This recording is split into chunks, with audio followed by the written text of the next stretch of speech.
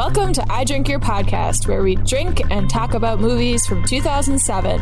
Imagine my little girl, regular. Guys, did you see me dance? No, you waste energy and time. I turned penis into gold. Are you okay? I want to see you naked. Surprise, dude, you got herpes. If I did you a ventriloquist.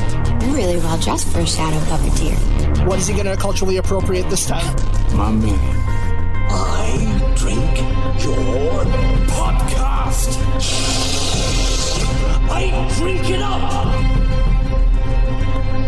Welcome to I Drink Your Podcast and our first ever bonus episode. Yeah.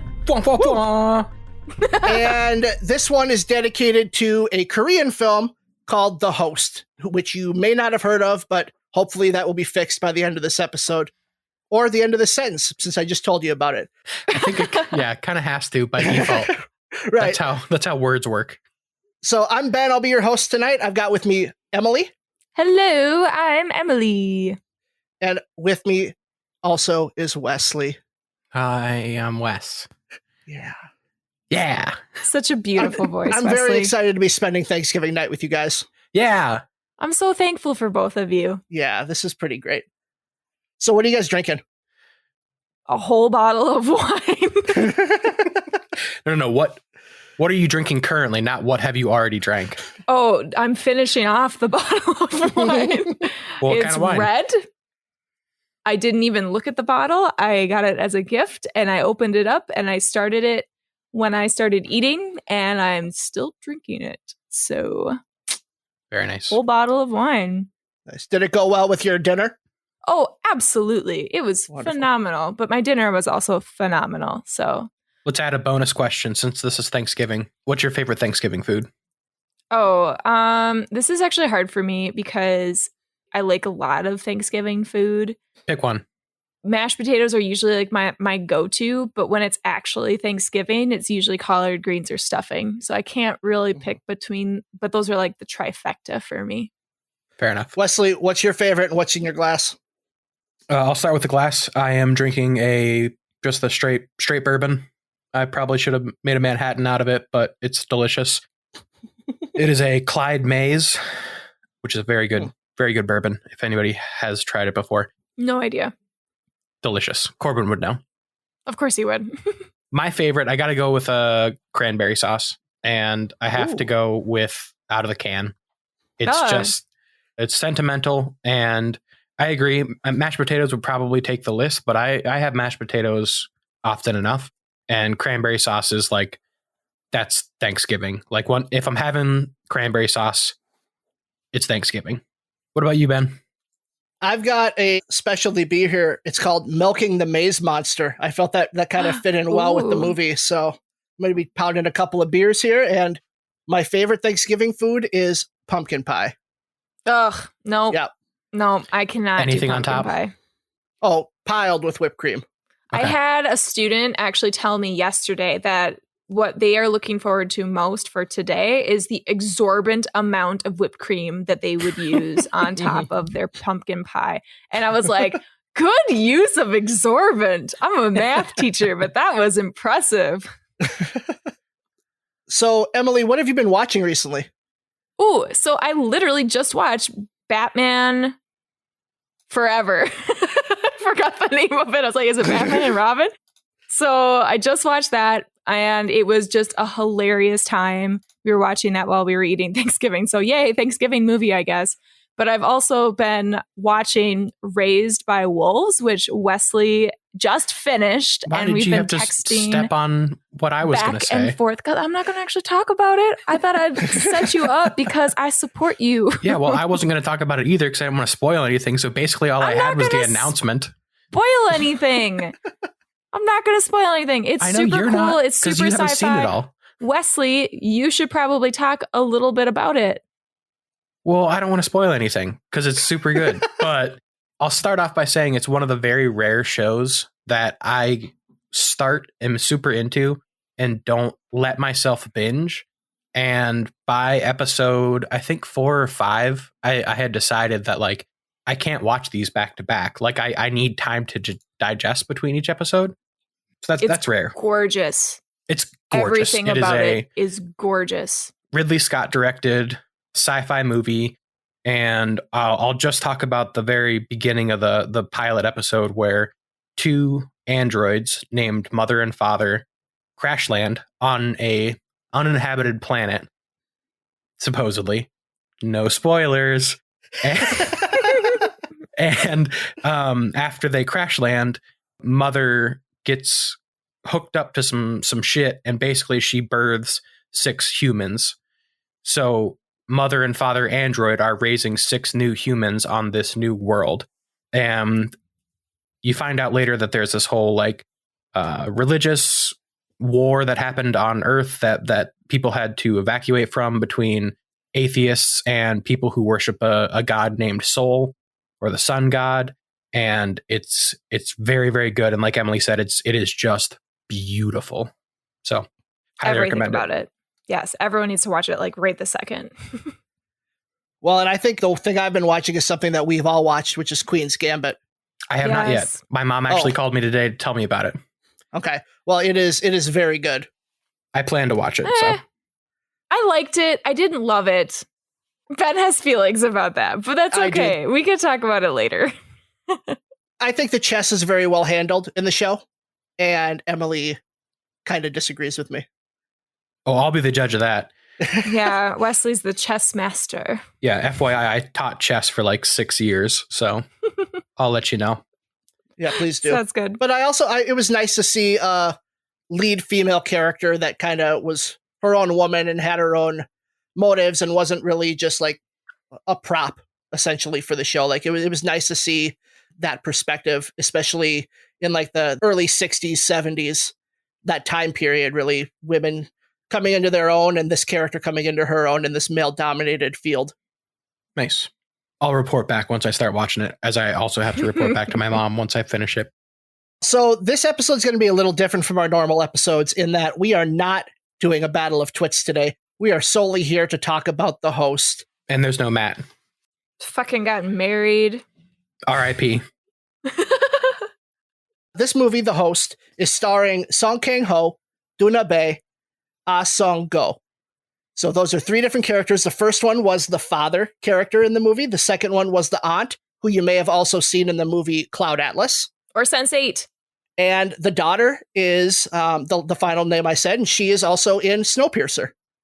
Oh, damn, I didn't know that, but that's awesome. And then the father is also in Snowpiercer and Parasite. Yep. Didn't Bong Joon Ho, the director, wasn't he also involved in Snowpiercer? Yeah, so this is directed by Bong Joon Ho, and he's actually our spotlight today. So we're going to talk a little bit more about his career and kind of where he's come from. But many of us probably know him as the director of the 2020 Oscar-winning for Best Screenplay, Best Director, and Best Picture movie, Parasite. He's also directed Snowpiercer in 2013 and Oka, which was a Netflix original in 2017. I still need to see that one. Yeah, I haven't seen that one yet either. I'm excited to now that I'm kind of diving into more of his movies. But he's also directed a couple of more famous Korean ones, Memories of a Murder and Mother, which Memories of a Murder preceded The Host and Mother came right after The Host. Right, and wasn't the first one, what was it called? Memories of a Murderer? Yeah. Yeah, that was like the one that got him really well known in Korea or something. Yep, and a lot of the actors we see in this movie were in Memories of a Murder, I think. Right. All of the family, I think, are in it. In fact, the father, the uncle, the aunt, and the grandpa were all in Memories of a Murder. So he likes to kind of stick with the same people. But some of the touchstones you see in a typical movie of his is a lot of social themes that play a heavy role, and they often strike a balance, his movies, between multiple genres, which can sometimes result in sudden tone shifts within the movie. And I think we'll talk about some of those as we talk about The Host. Yeah. But they somehow work. Oh, absolutely. In my opinion. Yeah. But he also does prefer to let his actors have total control over his characters and allows them to do a lot of improvising within the scenes. Oh, that's so cool. Yeah, that's kind of the reason that he likes to work, though, with a lot of the same actors is because they've built that level of trust between director and actor, so he wants to keep bringing them back for more of his movies. He's also known to be very precise and do a lot of pre-visualization. I think it took him 4 years to get Snowpiercer pre-visualized and planned out. And because he does all that pre-visualization, his movies are very quick to shoot because he doesn't shoot a lot of stuff that he doesn't keep. Like he shoots for the edit only, and that's it. Interesting. Oh, that's so cool. Yeah, there were definitely a couple shots in this movie, which we'll maybe get to. But like, I specifically when the monster was like dangling from the bridges underneath, there were a couple of those shots where I was like, this was picked as a cool shot. It was framed perfectly. And then they CGI'd this like monster into it. And I thought that was really cool. And this movie, The Host, was the highest grossing movie in South Korea after it came out. It sold tickets to roughly a quarter of its population. So we think about a movie being successful here like Avengers Endgame. That sold about a quarter of the population tickets. So it's almost as big as that was there as this was here, Avengers Endgame. And it didn't have That's 20 so cool. movies before it. Right. Right. This movie also, interestingly enough, was lauded by North Korea I heard about that. because of the criticism within the film of the United States and kind of their government and policies. So, Right. Like the satire around that. yeah, that's a really rare thing to see because North Korea and South Korea, they don't really get along, you know? What? What? Yeah, No yeah, way. sorry, shocker. It's like they had a whole war or something. I thought this was Thanksgiving. It's a great American joke. Oh, God. So just a little synopsis of this. This is actually pulled straight from the back of the DVD cover. Ooh. A creature plunges from a bridge into the Han River, emerging on its shores for a feeding frenzy upon onlookers. When a young girl is snatched in the melee, her family sets off to recover her from the monster that the government claims to be a host of an unidentified virus. I'm sorry, but like, this is just a little bit backstory. Like, Ben, Wesley, and I were talking about Wes Anderson films just through a text chain. And all I can think is this family as like a Wes Anderson movie, like just how they are together. And just because you said that synopsis, that's all I could think about. Well, it's funny because a lot of the humor in this does have a little bit of a Wes Anderson-y, like whimsical, quirky feel to it. Like the government agents constantly like tripping over their own feet. Oh, everybody. Pratfalls was written in my notes many times. But yes, I agree. Or the scene where they're all escaping from the hospital and it's kind of got that, it's almost like a Little Miss Sunshine feel to it in the quirkiness where they're all jumping into the van. Right. And the whole music behind it, too, is just so funky and different from the orchestral stuff. I wrote down Curb Your Enthusiasm music. Yes. Sure. Yeah, that's kind of what it is. Yeah. Speaking of the humor of it, I actually wrote down because I'm not sure if it's was meant to come across that way, but when I don't know if we just want to jump into the plot or not, like skip ahead a little bit, or do we want to start at the beginning? This is free flowing. You go wherever you want. Fucking jazz, baby. All right. So after the daughter is supposedly dead and the family finally comes together in person in whatever sanctuary area they're at, and they're all mourning over the daughter's picture. Oh my them, God. like scream crying and photographers taking pictures of them and like falling the drunk uncle. over. Like I have to assume that was meant for comedy, but Oh, absolutely. it wasn't American.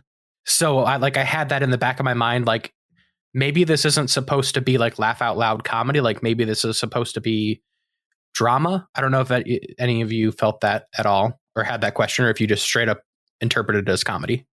I love that Ben brought up like the tonal shifts because right after all of that happened and the aunt is walking in and I just love her as an actress so much. Cloud Atlas is a huge guilty pleasure of mine. I will watch it when I'm sad all the time. That's the true. Yes, exactly. But just her facial structure and how her eyes are just really big. The way that she was crying and she had just come from her archery competition where she got bronze and she comes to bring this bronze medal to her niece. And I'm just emotionally a wreck. I'm like, holy crap, this woman is acting in a way that is driving into my soul. And then they all start crying. And I'm like, okay, this seems a little strange because the dad is freaking out more so. Like, I get it. Like, maybe a dad would freak out that much losing his daughter. But also I was like, this seems like overacting. But then the grandpa started getting it. And I'm like, okay, this is kind of funny. And then drunk uncle walks in and it just, again, the same thing happens. Like his uncle's face was just so distraught, but also he was drunk and it really just brought me back into this drama. But then again, they brought it back into this comedy, and it just worked for me. This whole tonal shift between like everyone has their own way of grieving, and it was just this emotional roller coaster for me that I loved. Yeah, I think you texted me, I'm crying, and then like a minute later, but also laughing. Yes. So yeah, That's like the definition of this movie. Yeah. That was one of the first indications that we were in for a little bit of a ride in this way where things were going to shift. And then the government agent comes in and everyone's like, tell us what's happening. And he's like, well, let's just watch the news and find out. And then he goes to the news and he's like, oh, it looks like the news isn't on. But even when he walks in and he's in this yellow hazmat suit, he trips and everyone suddenly looks at him. And it's just like, he's just trying to sneak on by. And it's like this drama, but it's just making fun of, I think, honestly, American horror or something. I don't know. I haven't seen a lot of Korean horror. I haven't seen a lot of American horror, so I couldn't tell you one way or the other. Where's Dylan? So before we get too far, because I feel like some of this might get a little bit lost in the shuffle, but I had a couple questions that I wanted to get off from the get-go. So in the beginning of the movie, it starts off with an American scientist who has a blatant disregard for safety, and he tells his assistant that all of the bottles in this lab are dusty, so he should dump all of the formaldehyde bottles down the sink, which drain into the Han River. And that was my first question of if this is funny or not, because in the first wide shot, you maybe see 20, 30 bottles that are different shapes and sizes. And then as he's dumping them into the sink and they cut to the table of the ones that he's already dumped, there's like 100 bottles. And it is just, it's got to be for humor. That's actually based on something that actually happened. So I don't think that was for humor. I think that was more just place setting for what we were about to see coming forward, because that actually did happen. In 2000, there was at a U.S. military facility in Seoul, a military civilian employee ordered that they dispose a bunch of formaldehyde down the drain into the sewer system of the Han River. And there was a South Korean guy there who was like, no, don't do that. Like that's bad for the river. And he was still ordered to do it. And the guy that put the orders in, he was found guilty in court, but never sentenced to prison. And I think just the opening, how it has this really wide shot for a long time. And I'm expecting subtitles right away because I knew the director and I just was expecting it to be subtitles. But I hear an American voice accent talking in English to this South Korean man. And it just holds there with this blue light. And it's just this wide shot with them talking back and forth. And honestly, like when the American is wiping the dust off of the formaldehyde bottle, that slight close-up, it just gave me such an eerie feeling. And later, after they are showing this man with his mask on, and he's dumping all the formaldehyde out, and they have that long pan of all these bottles, it just kept going and going. It really tore me apart, honestly. Like I felt so much emotion in just those few minutes, or maybe it was a minute. I don't even know how long it was. It just was so impactful. Yeah, and I think that's why that sweep of the camera over the bottles was so effective and probably not for comedy, is because you hear someone say, dump these bottles of formaldehyde down the drain, and you think, oh, 2 or 3 bottles. Like that's all I thought. I was like, oh, that's just a couple bottles. And then they show you like the extent of what they're really talking about and the weight of what they're doing and like the destroying of the environment. Like you put that upon yourself as the viewer, and it just kind of settles you in for what's about to happen. Yes. And I think that leads us into the next scene, which I don't fully understand why it was in the movie at all. And I need you guys to help explain it to me. Is it the fishing scene? No. Oh, sorry. You're right. That is the next scene. I'm okay with the fishing scene. I get that. Like there's a mutation. Got it. But the next scene where a guy is on the edge of the bridge threatening to jump off and commit suicide.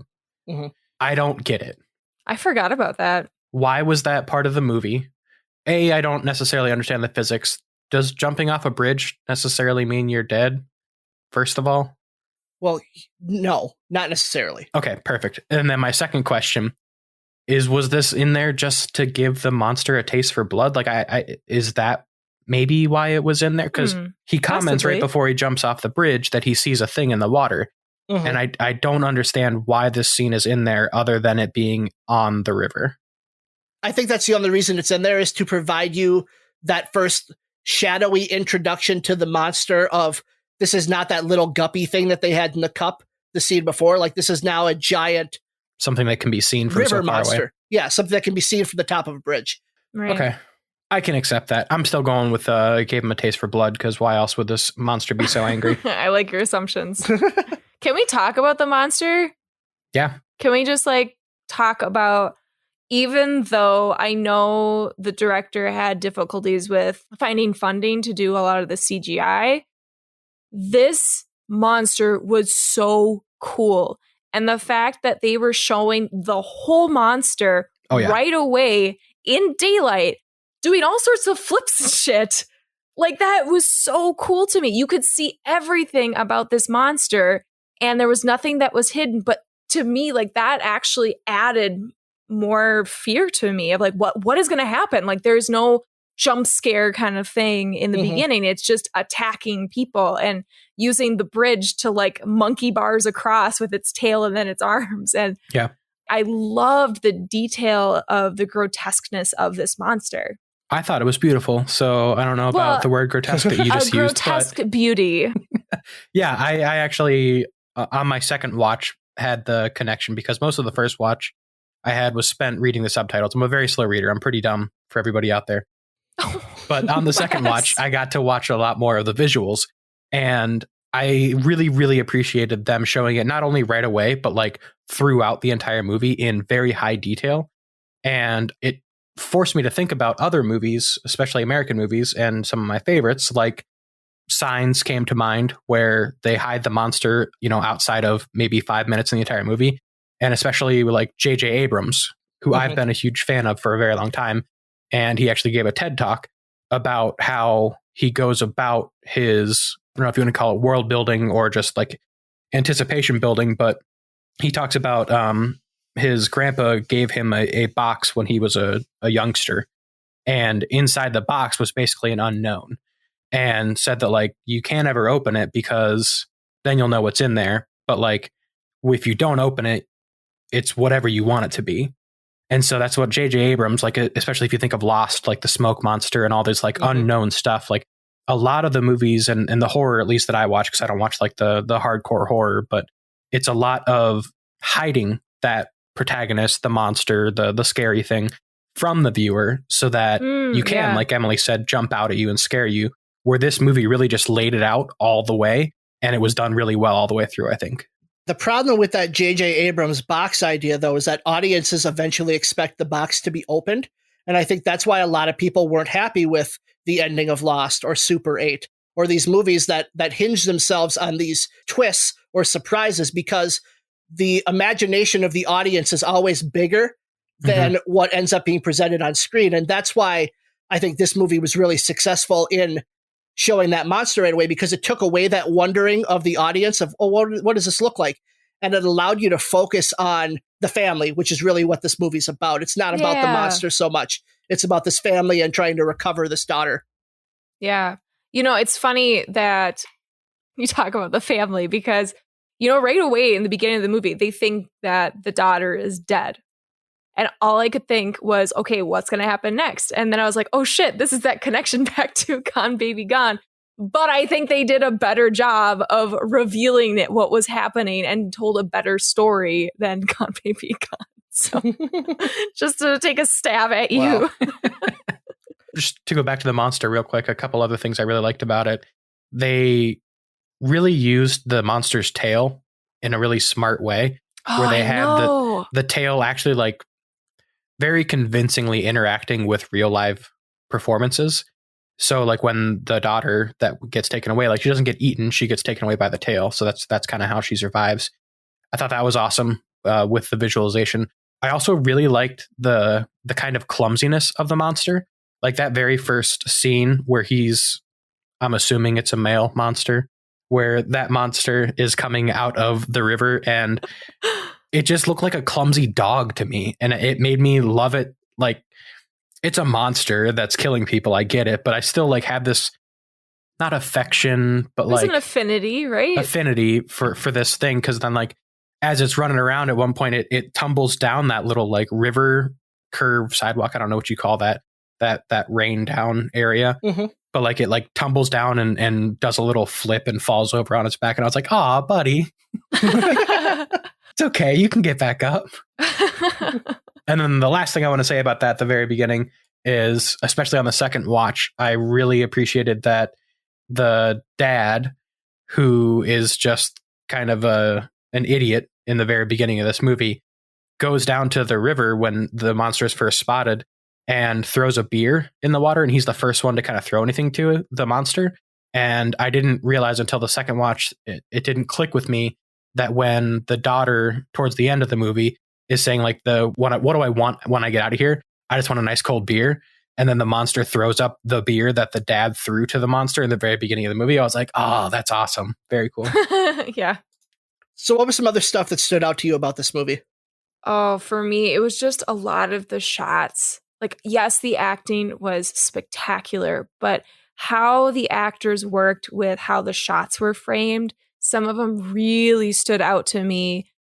For example, right when Hyun Seo gets taken, that's the daughter, right when she gets taken, there's this slow motion where it's a close up of her face. Well, not like a close up, but it's like focused on her face and it's slow and you can see the monster's jaws like ready to snap.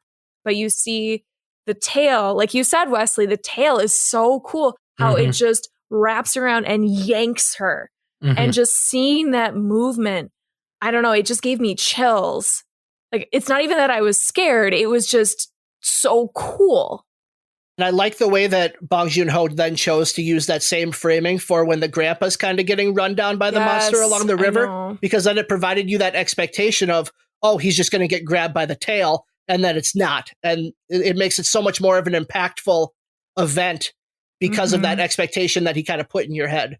Right. Bong Joon Ho also kind of flips it on the head a third time when the aunt, Nam June, is finally going to the place where they find out where the daughter is, and the monster's running her down and she's got the bow and arrow pointed at it, and the monster just kind of bonks her with the head down a little hole. The monster learns. Yeah. He's a smart boy. What about you, Ben? What stood out to you in this movie? I mean, the framing, absolutely. It was just so assured and meticulous. Like, you could tell that Bong Joon Ho went in knowing exactly how he wanted the actors framed for the scenes. I love the shots anytime all four of the family members are in the same shot. Yes. Because it really shows off the dynamics between them just in the way that it's framed. And then I love the way that the camera moved through the sewers, especially when you got to the big wide open sewer and the camera's kind of moving along the pillars as the dad is running through the sewer trying to get to his daughter. Are you talking about where the flashlights kept moving around? Or no, is this the later in one? the movie with the pillars in the giant part of the sewer where the camera's over the water moving past the pillars and the dad's running along the walkway? It was just gorgeous. And you mentioned the one where the grandpa dies, unfortunately. And that was a moment where I lost it. I sobbed. I was so sad because it was this slight comedic part where, he has a gun from his son and he's like, yeah, I have a bullet left.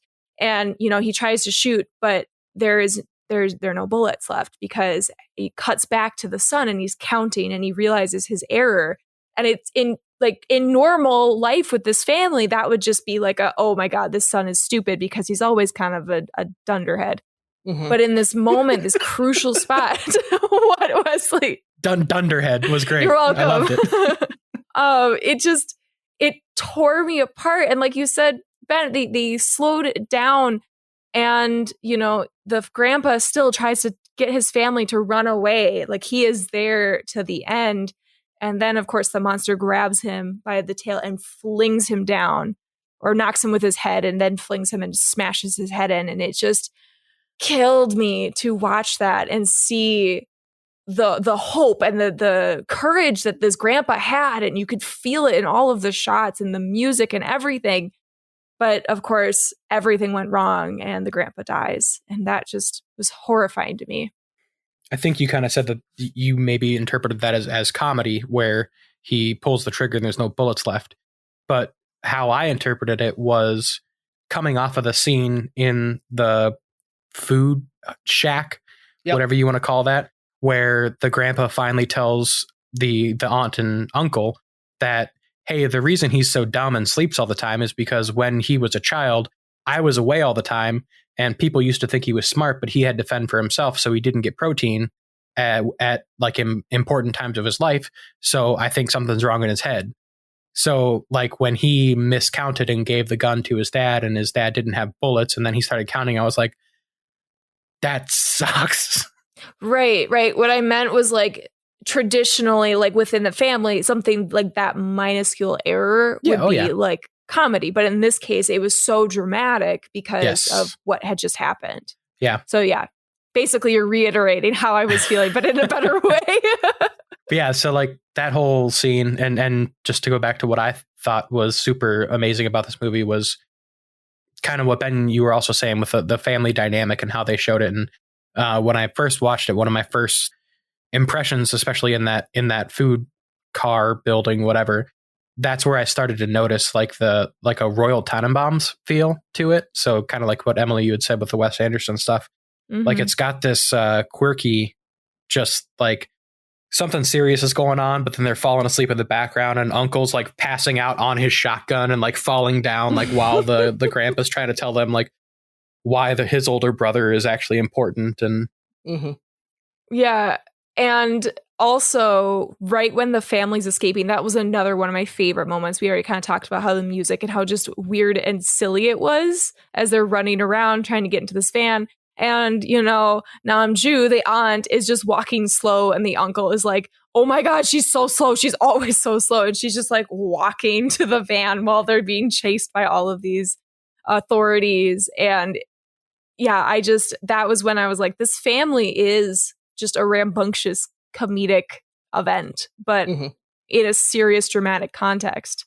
And maybe this is only because I watched it twice, but I think one of my other favorite parts of this movie was there's a lot of illusion that happens in the beginning that I didn't pick up on, obviously, because I didn't know where it was going. So after watching it the second time through, there's a line about halfway through where it says, if a creature kills a human, it should be torn from limb to limb. And I thought that was really funny because this monster is 50% limbs. And then at the end of the movie, after it finally starts to get defeated, it actually like starts to spit out fish. And we can talk about that a little bit. Like, I didn't know if that was actually it being torn limb from limb, like as its fish parts became destroyed. So I thought that was really cool. It's like the Oogie Boogie Man made of bugs, but actually made of fish. Yeah. And then the last thing that was really cool, which obviously wasn't intentional, but just how relevant this movie felt for 2020 with the pandemic we're going through right now, and having everybody wearing face masks and they're talking about this virus. And the most specific one that still hurts even just to talk about this is there's a scene with just a crowd of people on a crosswalk, and there's a guy coughing inside of his mask, and this lady steps a little bit away from him, and then he pulls his face mask off to hawk a loogie into this little puddle, and then a truck drives through the puddle and splashes everybody on the sidewalk. And they all fucking freak out. I just about lost my mind when that happened. It was so funny, but also like it hurt a little bit. It hurt. Yeah. Well, and the thing about this being so relevant to now is that a lot of these scenes taken out of context could justify why people think COVID isn't real or government created or media created, because like this movie really focuses on it being a government created virus, like not necessarily an American created. I don't mean created as in created like manufactured. I mean created as in like fabricated, built up, fabricated, like a lie that is being told to the people instead of like. And in that way, this movie kind of really scared me, because I think you could take a lot of scenes out of this movie and throw them into a clip and put them on Facebook and have some like people be like, oh yeah, that's why I don't believe in COVID. And then someone could be like, no, that's from a movie 14 years ago. Like, you're an idiot. Yeah, I can definitely see that happening. I don't know how much of a point this is to go off of, but I just wanted to bring it up real quick. Both times watching this movie, when the American, the token American that jumps out when the monster first appears, that ends up being a military guy, Ryan or something, I think is his character name. Who cares? Yeah, it doesn't matter. But like when that first happened, I was like, yeah, they're taking a jab here. And I thought that was really funny.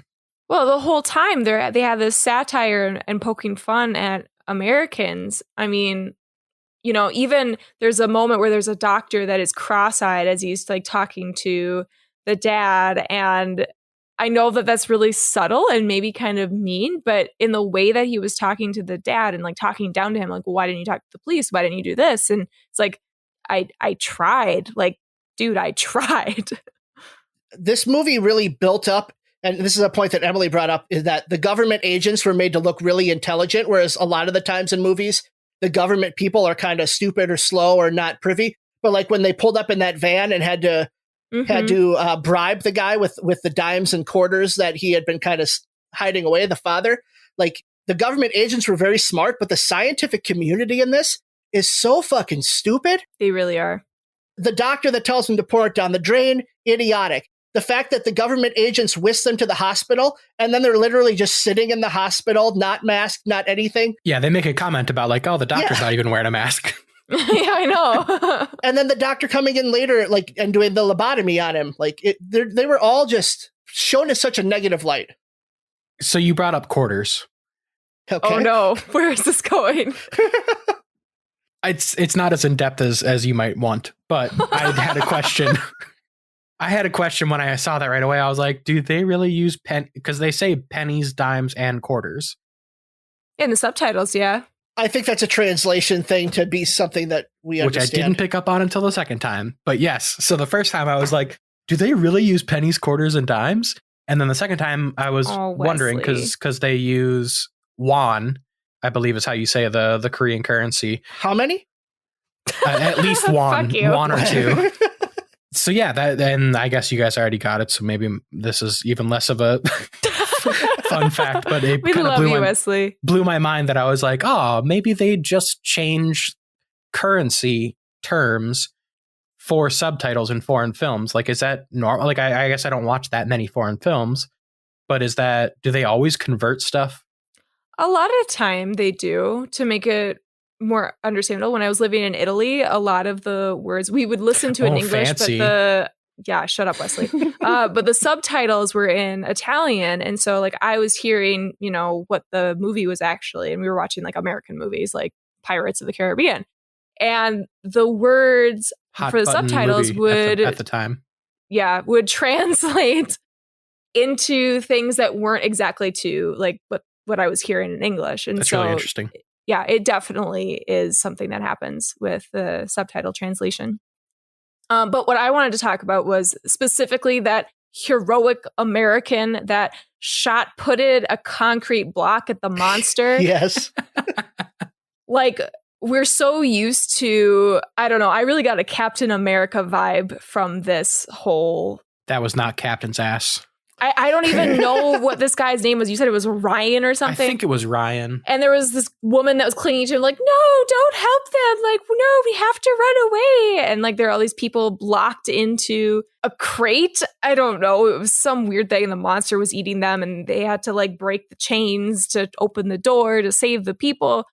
But just the way that this blonde and blue-eyed American boy was trying to save all these people and be like brave and shit, it made me laugh so hard. And I really think that was the intent. Mm-hmm. As they continued to make fun of Americans to the point as they went really extreme by the end by doing Agent Yellow. I almost said Agent Orange by accident, but that was because that's what it's based off of. Yeah. I have questions about Agent Yellow. Agent Yellow, dun, dun, dun, dun. I even watched it twice, but I'm still not sure because they start to describe it as a biological, basically a eviscerator of anything within a certain radius. Right. And they're just going to dump it on top of cops and protesters. But then they dump it. So I'm going to throw a couple things out here real quick, and we can go through them individually. But the part that bugged me the most was that they dumped the first dose of Agent Yellow on the monster, and it seemingly knocks it out. And then the dad and uncle and aunt are all within the blast radius, and the dad goes in to the monster's mouth and is able to pull out the daughter and the other kid that she rescues from the sewer. But then when the second dump of Agent Yellow happens on the monster, it brings it basically back to life, which also happened earlier in the movie when they were shooting at it, when the grandpa shot the monster and it goes down. Yeah, but then the second shot brought it right back up. So what's up with Agent Yellow? Agent Yellow was actually one of the bigger problems I had with this movie, because when they explained it the first time, it sounded like it killed anything biological within a certain radius. Yes. Right. So then when they dropped it on the people and nothing died, I started interpreting the end of the movie as, oh, he had the lobotomy. Nothing about this ending is actually happening. This is just trying to provide like a dream sequence of what saving the daughter would have looked like. This was a Jacob's Ladder ending?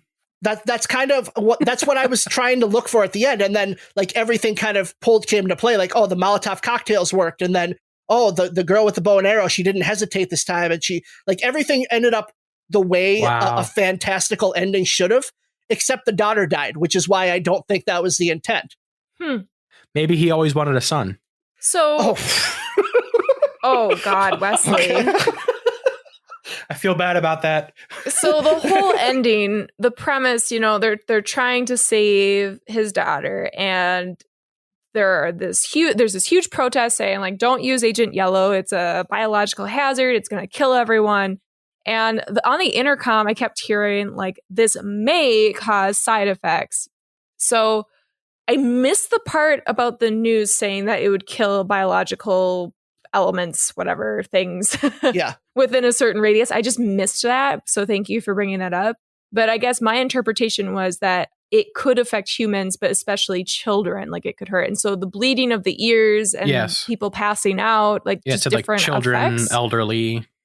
Right. And so that was kind of how I interpret it, where even the monster, it was that first hit of it, and then it got used to it. So maybe it was just a drug for it. And I don't know if that misunderstanding was because of a translation thing or because I just misread the subtitle. Because my understanding in a little research after was that Agent Yellow is like an anti-biological warfare weapon, where that it kills anything that would be used for biological warfare. So like the microorganisms that are used in biological warfare, it would only kill those things. Got it. Got it. Okay. First of all, Agent Yellow was beautiful. Like when they dropped it, I thought that gorgeous. That was one of the coolest like visual scenes. But like you were kind of saying, Emily, I think, not to put words in your mouth if that's not what you were saying, but dropping that biological agent and how it talked about mutating something, I think is kind of what you were getting at. One of the thoughts I had on this movie was this is just a Korean Tremors. I haven't seen Tremors. Okay, well, I'll add it to the list. But keep going. But so both this is a Korean Tremors, but also if this was an American movie, I feel like there would have been at least 2 sequels where the next one would have been that they didn't actually kill it, and the third one would have been an evolution of the original monster. And so like everything, like everything was there for an American spin-off trilogy, whatever you want to call it, from this horror movie. And so like, I don't know, I kind of appreciate the fact that it was a one-off and it's done. We did talk even about the daughter when she's hiding in the sewer. Oh my God, she was so great. She was so great. I loved her. And I loved how she was really smart and capable. And like when the little boy, I can't remember his name, Seju shows up, and you know his older brother is dead because of the monster, and like all of these piles of bones and dead people are in this sewer. She is able to take this caretaker role and be courageous. Ooh, nice. She's able to be the wine's working. Courageous. And problem solve to take all these clothes and like make a rope out of it. And I just think the visual of the dirt on her face just added such, and this is not a pun, but added such a grittiness to the movie that made me so happy to watch this little girl to the end fight for her and this little boy's survival. Yeah. And you mentioned it earlier with just the visuals of the eyes of the characters in this movie. That was never more true than her in the sewer with all of that grit on her face. Like her eyes just popped, and like watching her, where her eyes went to try to problem solve her situation was super cool. Was there anything else for you guys that didn't work about this movie? I think one of my biggest problems with the entire movie was the whole lobotomy thing in general. Oh, right. What was the point? Like the protesters literally had a picture of his face on their shirt saying to free him and that this is all government bullshit, basically. I don't know. It seemed like such a B plot that they never really touched on, other than like getting him away from his brother and sister for a little bit. So the whole thing, just to clarify in my own head, because I'm very drunk right now. I'm on my last glass of wine from this bottle now. So the monster was causing this virus that didn't actually exist. You know, the doctors allegedly were saying that this virus was caused by having any close contact with the monster. And so the family, because they had close contact with the monster, and the dad had blood splattered because, you know, he was brave and hit it with a sign. He got blood all over himself. And so they're all like, we got to do tests on him and everything. And I don't know. I was really confused about the lobotomy too, because from my understanding, the lobotomy meant like he was just going to be done. Like he was going to be in his sleep stage for the rest of the movie. And every so time I've seen somebody get a lobotomy, they end up being like a zombie afterwards. And he seemed to like be a zombie ready to at go. first. Yeah. But then he like immediately comes up with a way to escape. I think the counter, or the what Bong Joon Ho intended, is that the father was very much a zombie almost throughout the entire movie. The lobotomy is what gave him the courage to do the things he did at the end and to become this decisive character. So from a character standpoint, I understand why the lobotomy's there.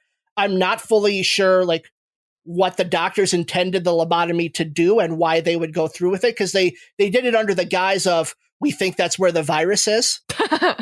Right. And Donald, the only other person who had been exposed to it, had died. So they outright say, like, he's the only other patient that has the virus, and we need to get this from his brain. Yeah. So unless that's just the scientists grasping at straws trying to prove something that they already know isn't true, that would be the only justification I could see for the scientist standpoint. To shut him up. Or to shut him up. Yep. Why did the monster not eat those two little kids? There's no reason. Like they're full stomach, because each time he had already just eaten someone else. Is that really what you think? But to counter your point, Ben, when the monster attacks the guys in the truck that are spreading the gas to get rid of the virus, he eats both of them. Like they're both dead. So it's not just the numbers thing where it's if he eats one, then he can't eat two. I don't know. Never mind. I was just throwing shit against the wall. I have no idea. Fair enough. I was throwing Honestly, your shit back. I wondered the same thing, but I didn't really think about it too hard. I did have a little feeling of like Raised by Wolves was still in my head. And I was like, well, maybe it's a female monster and it's pregnant or something. Or maybe it's old because the eyes are shadowy. And I was like, oh, this is all coming together in my head. But then I just kind of moved past it, because at that point, suddenly the monster swallows them whole and runs away because it's being chased by the dad and the uncle, well, later, and then also the aunt. And to give us this just bombastic, amazing climax of an ending, which I just loved. Yeah, I definitely, the first time through, right before they finally start throwing those Molotov cocktails and before the aunt actually does use her bow and arrow, I had written down in my notes, like, what the hell was the point of this? And why did they set up so much stuff with the bow and arrow? Because I really wasn't expecting it to come to any sort of fruition. But it paid off. And then when it did, I was like, well, I'm going to delete this real quick. and the second time going through it, when the aunt sticks her arrow into the failed last Molotov cocktail throw, I was like, yeah, that's really cool. And then even more so when the dad is hidden behind the last column as that monster is trying to run through, and he drags that pipe across the concrete, sticks it dead center in its throat, the blood drips down, and then as he lets go of the pipe, he's got the imprint on his palm of that pipe. I was like, oh yeah. It was the most anime shot I have seen in a live action movie cool. ever. It just warmed the cockles of my heart. Oh, don't say cockles. But because Ben, you watch so much Mythbusters with your students, do fire arrows work? I'm just curious if you know this. I mean, he was covered in gasoline. He was covered in gasoline. That would obviously, yeah. No, I know. It's the same way a Molotov cocktail works, how because of the fluid, it keeps the flame lit until the gas spreads across the surface. I was just curious because, like, as you shoot it, I just assumed the fire would go out or something, you know? No, because it should still have a fuel on it that's allowing it to stay lit. Yeah, she had like a cloth soaked in alcohol that was burning on the tip of the arrow.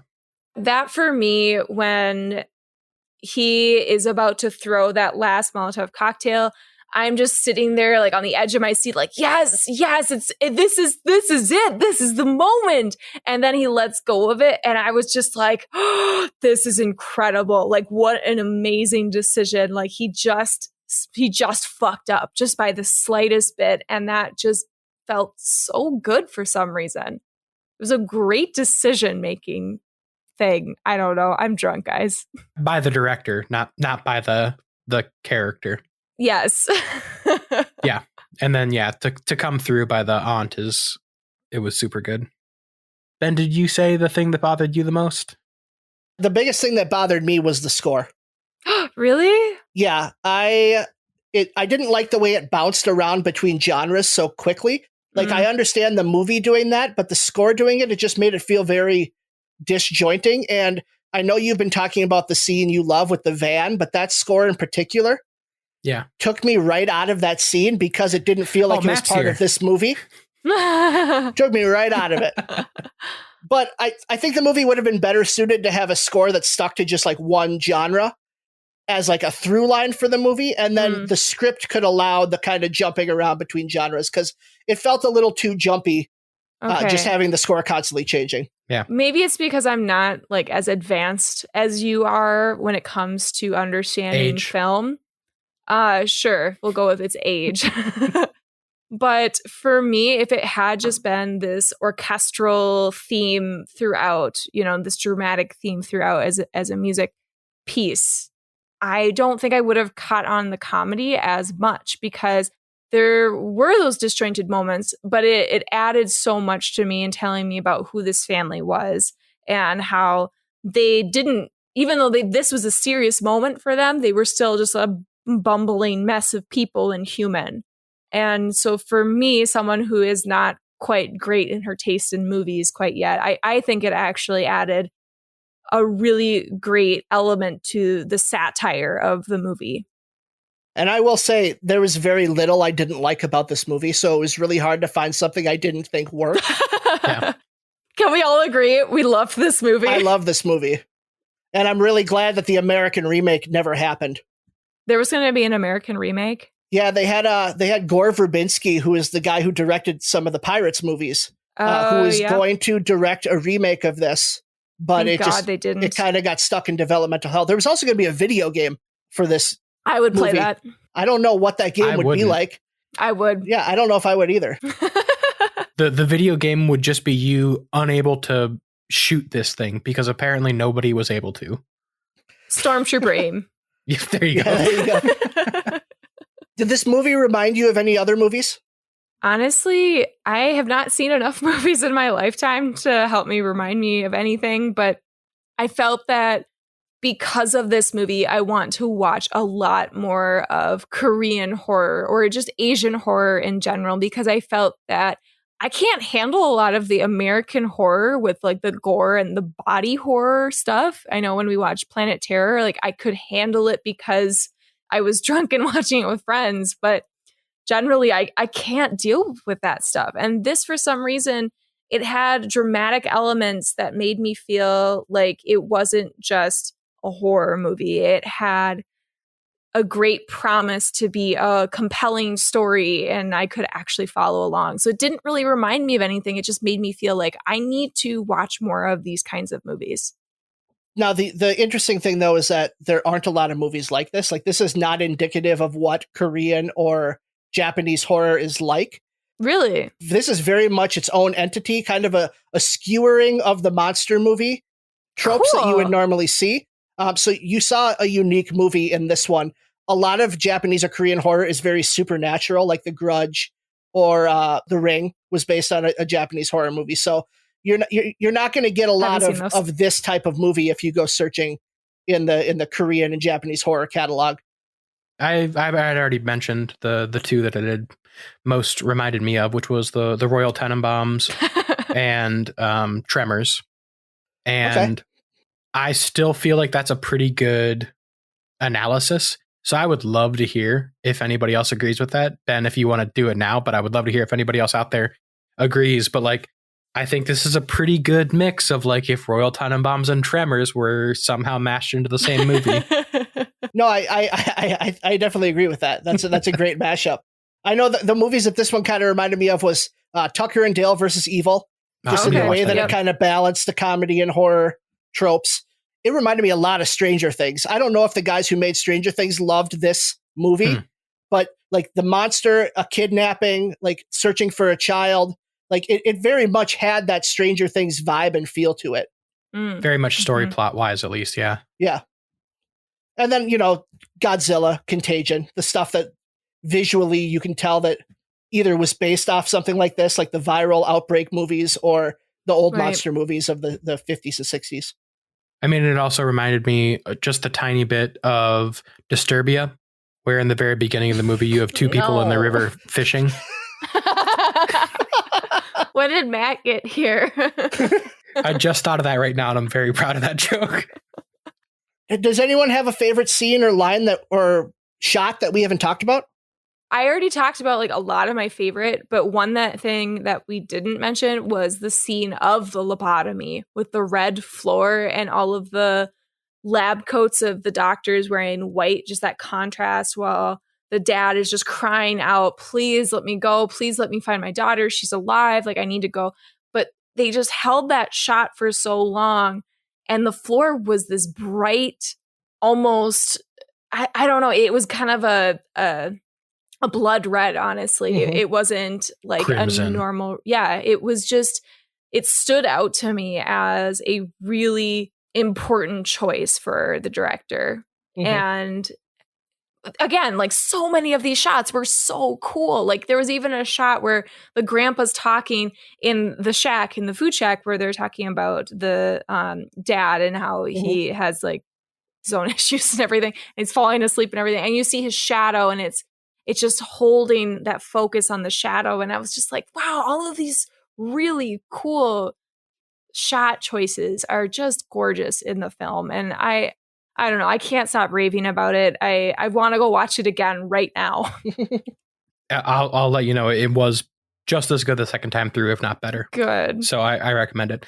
To counterpoint yours, Emily, for the last quarter of the movie, wasn't able to look at the screen for most of it just because there were so many needles involved, especially during that lobotomy scene and leading up to it. I thought of you. There was a very, very, very long scene where they're just like stabbing him in the neck where I was like, what the fuck? I can't look at this. But I agree. It was still a very cool shot, but I didn't stare at it as much as you. But the one scene that I didn't mention, which is basically the only thing on my notes that I didn't talk about, but when they first got into that food truck, car, building, room, whatever, and they're all finally able to eat after searching for the daughter for what's assumed to be just a day or two, but they all are eating and like they're waiting patiently for their ramen to cook with the boiled water, and then once they just start silently eating, then the missing daughter shows up, and each one of the members of the family starts to feed the missing daughter apparition I forgot about the interaction. Mm-hmm. Yeah. And like it doesn't get like touched back on. It doesn't get like mentioned. It's a very interesting scene, which I have to assume was just kind of alluding to how even though it's the main character's daughter and they're all family, but like they're all in this for her. And this like moment where they're finally able to give themselves sustenance, they're sharing it with this missing daughter. Oh, Wesley, I'm getting really emotional. Cool. Thank you for bringing that up. Yeah, I thought that seems really cool. What about you, Ben? My favorite scene was, and this is one we've talked about, but the scene in the pit where the daughter uses the monster to leap towards the clothes rope. Yes. And then the way that they kind of did the super close up of her body near the rope, and you could see the body getting further away, and you can tell like, okay, she's not holding onto the rope like she's supposed to be. And then they pull back and it's the monster like grabbing her, and then they cut to the kid and he pees his pants. Like that scene is like the truest horror scene, I think, in this movie. Like that's the one where if you've seen any movies about people trying to escape kidnappers, like that didn't feel like a monster movie. That felt like a very like gritty, real terror kidnapping scene. And I thought that was super powerful. Yeah, and the careful placement of the girl, too. Like, just putting her down gently and that focus on her shoes of just like, boop, you know? And the tail folding back down perfectly. No, but I thought that was a super effective scene. Well, I think we can agree. We all enjoyed this movie. Highly recommend it. I don't know if it's one that I would have picked out or would have assumed ahead of time that I would have enjoyed as much. So I'm very pleasantly surprised. I never would have tried this movie. I never in a million years would have tried this movie, except for the fact that it was on Hulu and that we were doing it for the podcast. And it is by far one of my new favorite movies. I'm so happy that I got a chance to watch it. And I just encourage anyone to watch it and get to experience all the weird emotions I also felt. It is also on Amazon Prime. This movie really makes me want to continue to watch more Bong Joon Ho movies. Like I want to watch Memories of a Murder now. I want to see Mother. Yeah. I want to see Oha. But also, I just want to watch more foreign movies. There's so many foreign movies that I don't get to see because they don't show near me. And a lot of the times we don't hear about foreign movies until like a year or two after they come out because we're just so focused on the movies that come out now. And it takes one that has like a huge either critical response to it or a huge financial success in another country for us to hear about it. Right. I hope that's going to start changing now that kind of Parasite has been super successful and we're seeing them kind of get more mainstream success in America. Like I hope that more foreign films get that opportunity to find success here and find an audience. Well, and who knows with the pandemic and everything, with how the industry has been shut down at different times across the entire world, you know, we might start to see major releases coming from other countries because the US wasn't able to, or, you know, but any other kind of combination of that situation. Well, I'm super happy that we got to do this one, even if it was a bonus episode. Yeah, this was fun. Thanks for joining me, guys. Of course, anytime. And now it's time for Battle of the Twits. Just kidding. No. Fuck that. So thank you everyone for joining us. Please rate, subscribe, tell a friend about us, and hopefully... Watch The Host. Yeah, definitely get out and watch The Host. Follow us on socials. It's a great movie. Oh, and yeah, follow us on Twitter at IDYP_podcast. We're also on Instagram, Facebook. Just hit us up. We'd love to hear from you. And thanks for listening. Have a good one. Bye, everybody. Happy Thanksgiving. Merry Christmas. Happy New Year. Thanksgiving and such. Yeah. Yeah. Yeah.